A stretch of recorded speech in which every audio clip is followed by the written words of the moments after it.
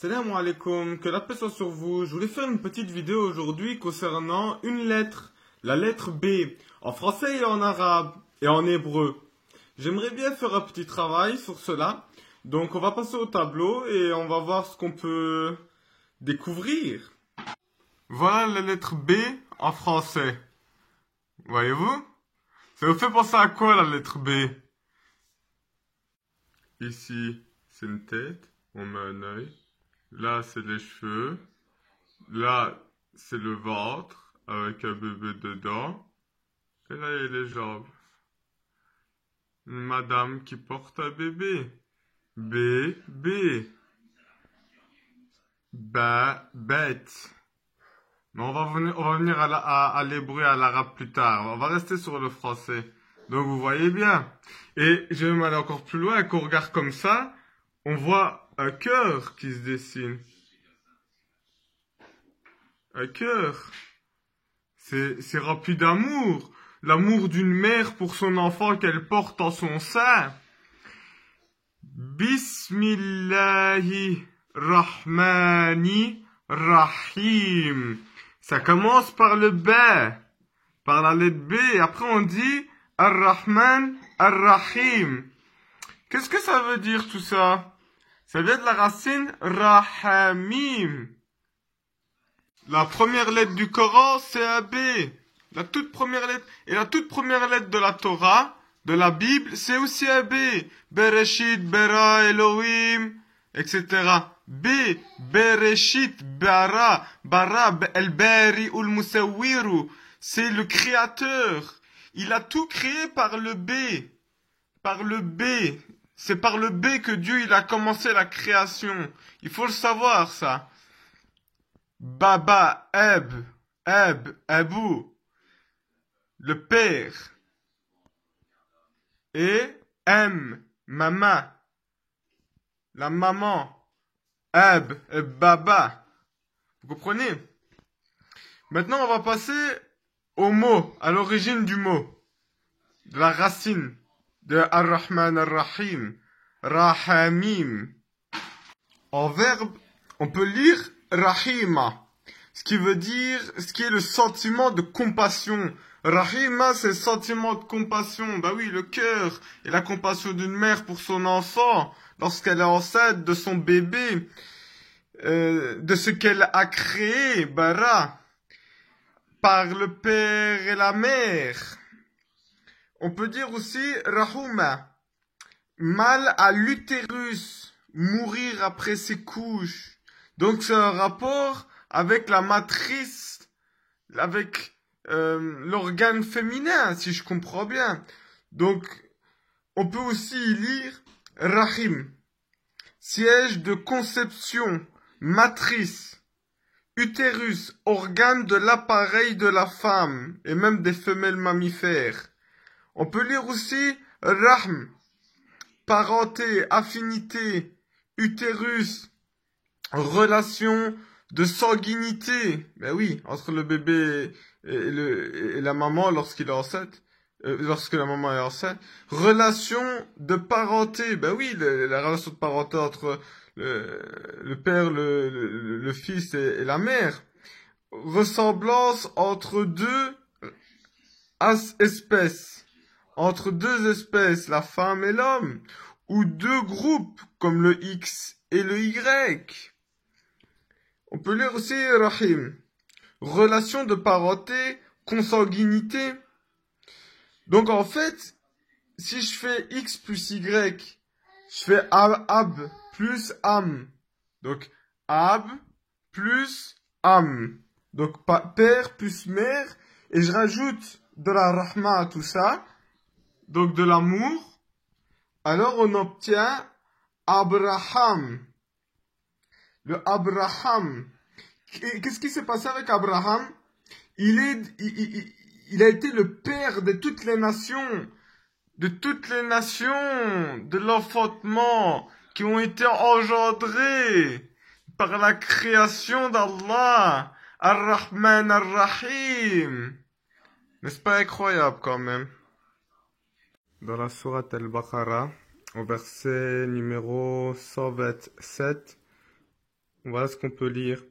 وَإِذْ يَرْفَعُ إِبْرَاهِيمُ الْقَوَاعِيدَ مِنْ بَيْتِهِ وَإِسْمَاعِيلُ رَبَّنَا تَقَبَّلْ مِنَّا إِنَّكَ أَنْتَ السَّمِيعُ الْعَلِيمُ. Le Sami'ul Alim, il est pour Ismaïl. Après on continue. رَبَّنَا وَجَعَلْنَا مُسْلِمِينَ لَكَ ومن ذرياتنا أمة مسلمات لك وارنا مناسكنا وتوب علينا. Et regardez maintenant. إنك أنت تواب رحيم. إنك أنت التواب أبو رحيم. Pour Ibrahim, Tawa Abu Rahim, Abu Rahim. Et quand même une petite dédicace pour le troisième. Rabbana wab'ath fihim rasulan minhum yatlu alayhim ayatika wa yu'allimuhumul kitaba wal hikmata wa yuzakkihim. Et là, Innaka antal azizul hakim.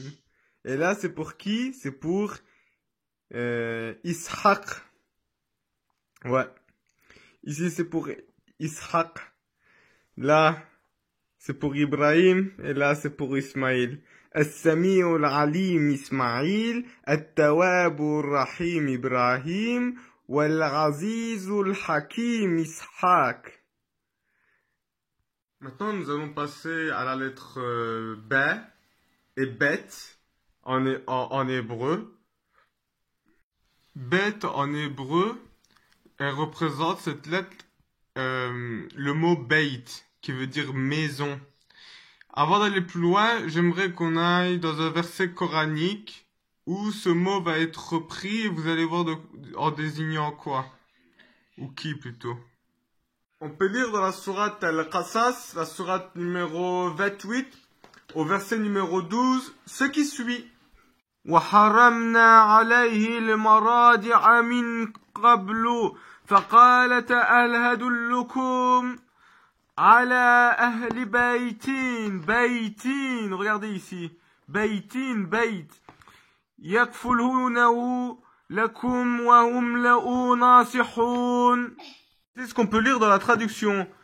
Mais comme nous avions interdit à l'enfant le sein des autres femmes que sa mère, sa sœur leur dit, voulez-vous que je vous indique une maison, Beit, qui pourra se charger du bébé et lui prodiger les souhaits dont il a besoin. Et c'est ainsi que nous le rendîmes à sa mère. En fait, Beit, c'était sa mère.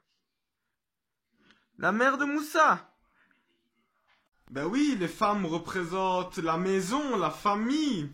C'est incroyable, hein, quand même. Ça représente la descendance. Ouais. Au tableau. Donc le mot Beit est encore relié à la matrice, à la mère de Moïse, ainsi qu'à sa progéniture, comme Ahlal Beit. Mais al-Qura, la mère des cités, la mère des cités, Beit Haram, il avait rendu haram le sein des autres mères, des autres femmes que sa mère. Al-Kaaba, mais qu'est-ce que ça veut dire tout ça? Al-Kaaba, c'est quelque chose de rond, ça on le sait. Mais c'est quoi comme rond? Une femme enceinte? Ouais, est-ce qu'une femme enceinte c'est Beit Haram? Je sais pas. Qu'est-ce que ça peut être? Une coupe? Coupe, ça veut dire du mot coupe. Une coupe, santé. Est-ce que ça peut être la coupole, comme le dôme du rocher? Est-ce que ça peut être le crâne, le cerveau, la tête, la kippa, quoi? Race.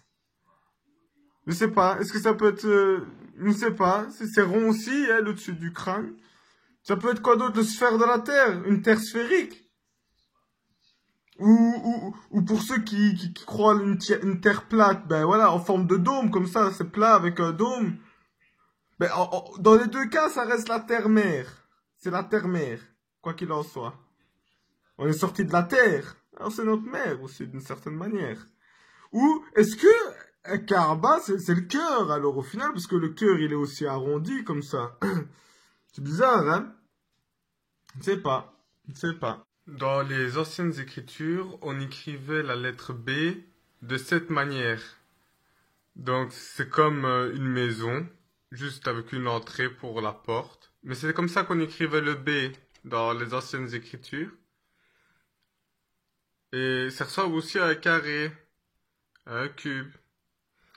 Donc Beit, qu'est-ce qui se passe ici?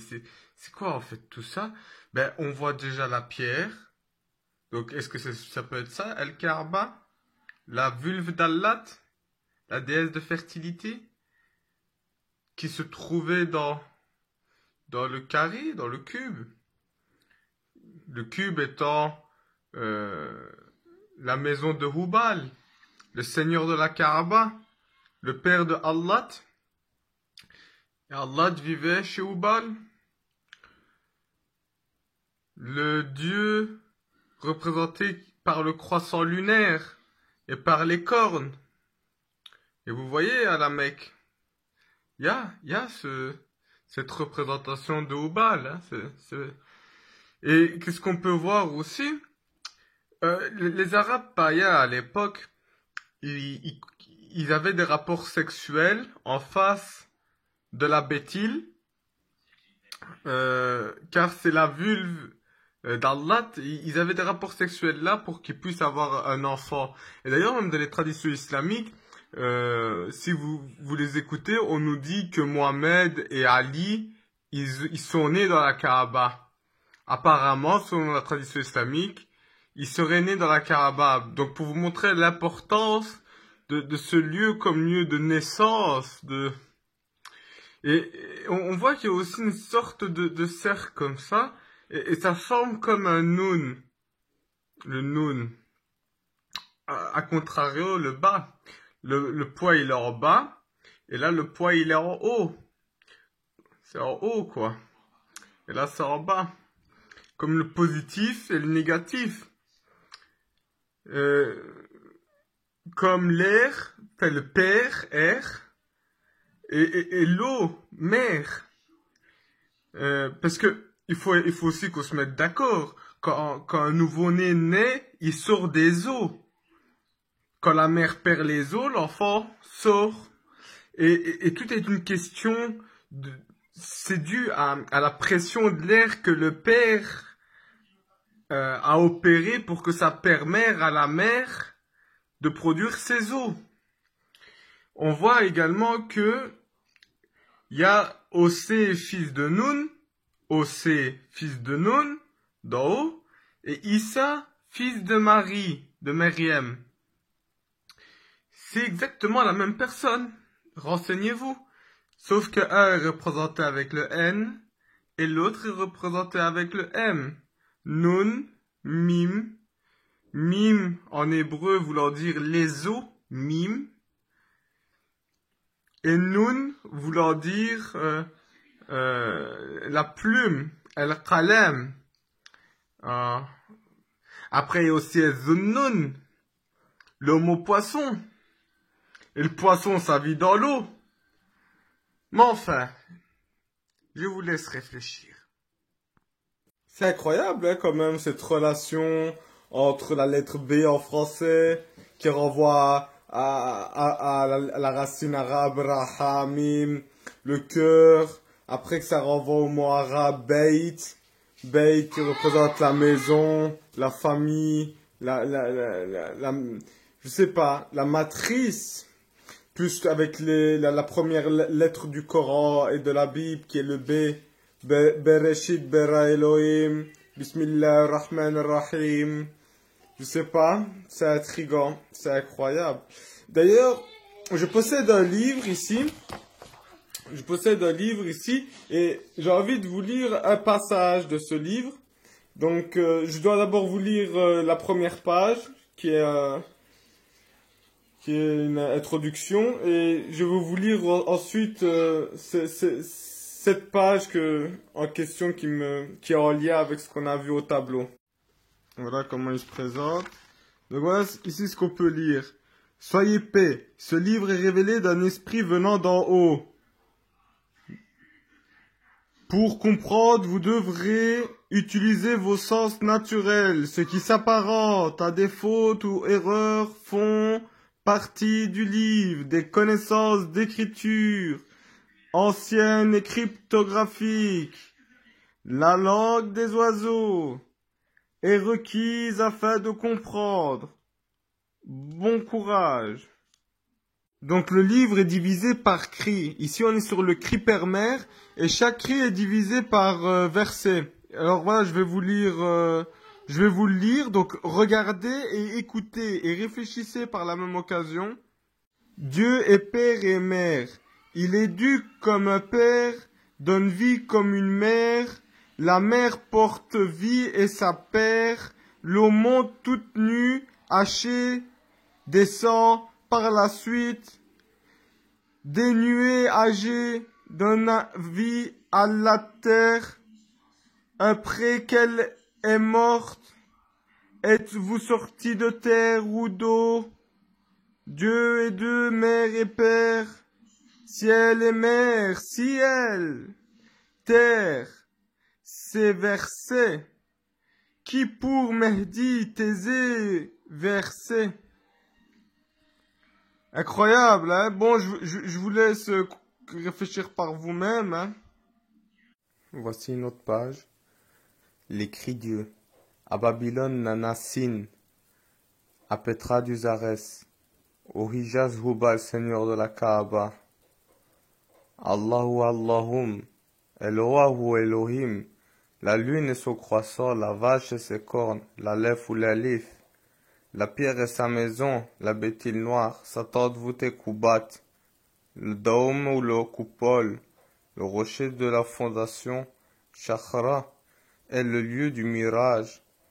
Par là il monta à Jérusalem ou Yerushalim, la ville de paix où se font la guerre. Le jour qu'il descendra, il dévoilera. C'est fou comment avec une seule lettre, on peut aller très loin, n'est-ce pas? Et pourtant, est-ce que ce n'est qu'une coïncidence? Est-ce dû au fruit du hasard? J'y ne crois pas. Sur ce, assalamu alaikum wa rahmatullahi ta'ala wa barakatuh, maghfiratu wa ni'matu wa sakinatu wa ruhul qudus, ya ayyuhallazina ahsanu bil husna.